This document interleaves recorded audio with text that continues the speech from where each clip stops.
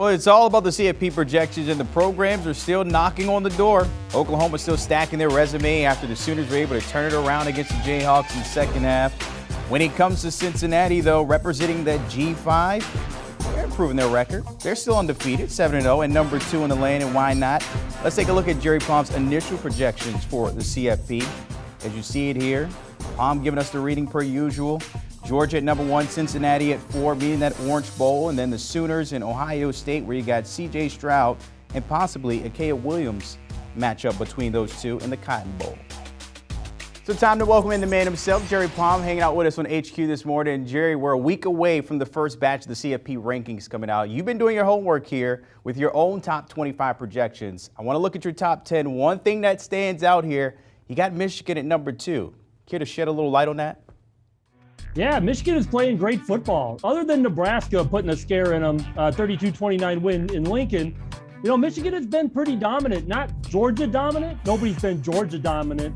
But Michigan has put together an undefeated season to this point against a decent, if not great, schedule because the big games are coming for all of those Big Ten East teams. Those top 4 haven't played each other yet. So the big games are coming. But so far, Michigan really hasn't done anything to suggest they shouldn't be number 2 right now. In fact, as I was looking at these teams, it was really pretty obvious. Looking at the rest of your top 10, any surprise there for you? Teams that have played well up to this point, worthy of top 10 in your projections? Well, some people might be surprised by Cincinnati. I guess either way, I have them 5th because Alabama and Ohio State, despite the loss, first of all, both played pretty decent schedules, but also just dominate since their loss, and even a little bit before their loss, but definitely in Ohio State's case, since their loss, and look really good and are playing very well. And so, Alabama is a team that a lot of people expect are still going to win this championship. Now, they can't afford to lose again if that's going to happen. But, Cincinnati's American Conference schedule is going to start to drag them down a little bit. And that's the one team that I have projected for the playoff that doesn't really control its own fate, even if it gets to 13-0, because all of these other major conference teams can move around them. Bearcats, of course, representing the group of 5 there. Let's look outside the top 10, 11 through 20 here. Maybe a possible team that could crash the party if you're looking at Iowa, maybe Wake Forest, who's 7-0, even Oklahoma State there, sitting at 6-1. Any chance one of those 3 or any of this top 20 here that can make it into the top 10 for you? Well, Wake Forest is still undefeated, and I don't believe this committee will leave out a major conference undefeated team, even from a league like the ACC this year, which clearly isn't great, but still, and by the way, major conference and undefeated are not really things that they talk about. Well, maybe undefeated a little bit, but it doesn't get any special weight. I just don't think they're going to leave a major conference undefeated team out until they actually show me that they will. So that gives Wake Forest a chance. I don't necessarily believe they're going to go 13-0. I'm not sure how many people outside their locker room believe they're going to go 13-0, but until they lose, they're in there. All right, looks like, of course, when you look at the ACC, not what it used to be. Clemson at 4-3, as we just saw there on the schedule for Wake Forest. A big weekend, though, in the Big Ten with 3 notable games on tap. How could this Saturday kind of shape and maybe work in their favor for the CFP? Yeah, well, like I just said, the Big Ten East, which has got 4 really good teams, even though Penn State is limping right now, that they've suffered some injuries they're trying to play through. Those 4 teams are going to finally start playing each other this week. Penn State at Ohio State, Michigan at Michigan State, 2 undefeated teams in the Michigan game.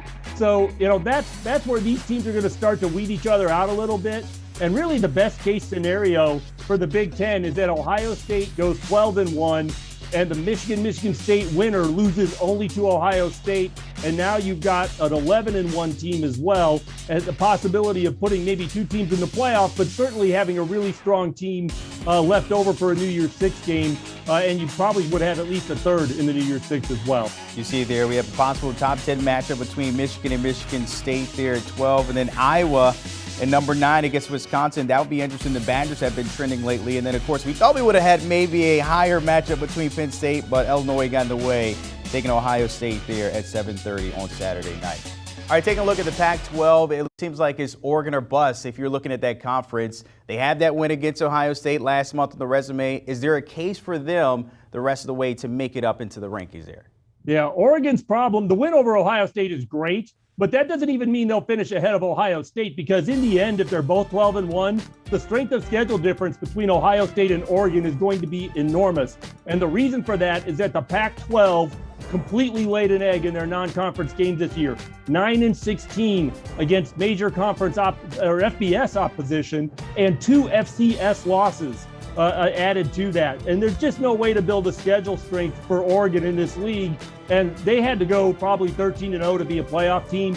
12-1 is going to get them a nice spot in the Rose Bowl, but I don't think there's much of a chance for Oregon to make the college football playoff. Seems like every year the Pac-12 is always the cousin on the outside looking in when it comes to the CFP. Jerry Pop, as always, my friend. Appreciate your time breaking all that. Of course, remember the rankings, the first batch of the CFP coming out. I'm sure it'll be a tough on the Cover 3 podcast. The guys breaking down, of course, Texas Tech firing Matt Wells. Oklahoma sliding in the rankings. Might want to check that and download and follow.